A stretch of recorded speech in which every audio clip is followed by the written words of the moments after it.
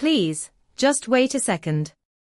The girl's voice trembled in the cold morning air, and somehow, it stopped Daniel Roberts in his tracks. New York City was alive around them, sirens screaming, horns blaring, people rushing past without looking twice. The world was loud, impatient, unstoppable. But the 8-year-old boy sitting in the wheelchair heard none of it. Ethan. 5 years ago, doctors had said he would never see again. Permanent damage. Irreversible. Words spoken gently, backed by expensive reports and world-famous hospitals. Daniel had nodded, signed the papers, and paid the bills. He had trusted the system, because that was what had always worked for him. Daniel Roberts, CEO of one of America's largest medical technology companies, had solutions for everything, except his son's darkness. Ethan no longer cried. He had learned that hope only hurt when it disappeared. Silence and shadows had become his normal. That was when the girl stepped closer. Worn jacket.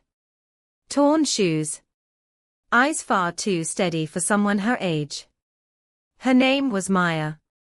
I'm not a doctor, she said softly, but may I hold your son's hand?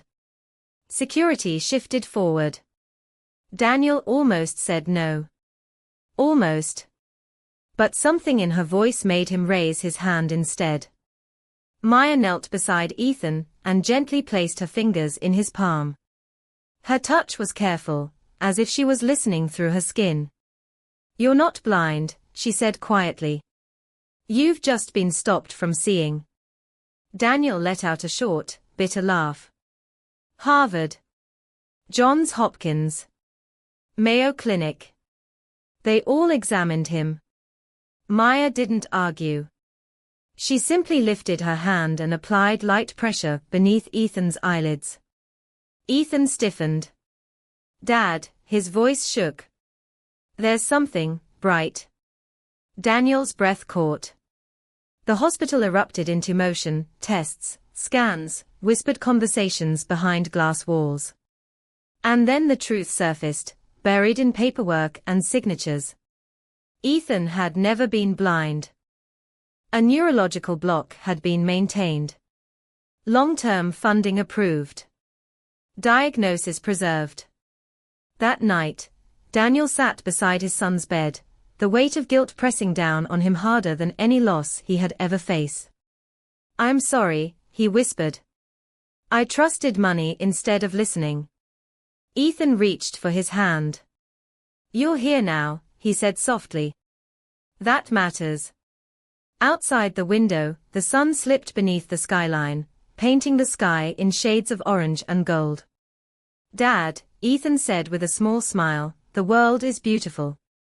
Daniel broke down. Maya left without asking for anything, no reward, no recognition, not even her name remembered in official records.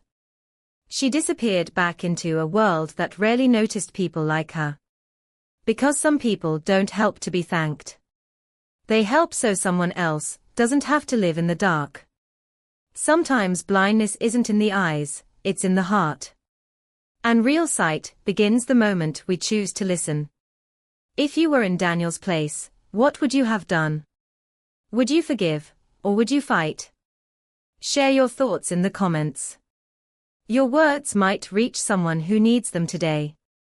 And if this story moved you, please like the video, subscribe to the channel, and stay with us for more stories that remind us what it truly means to see.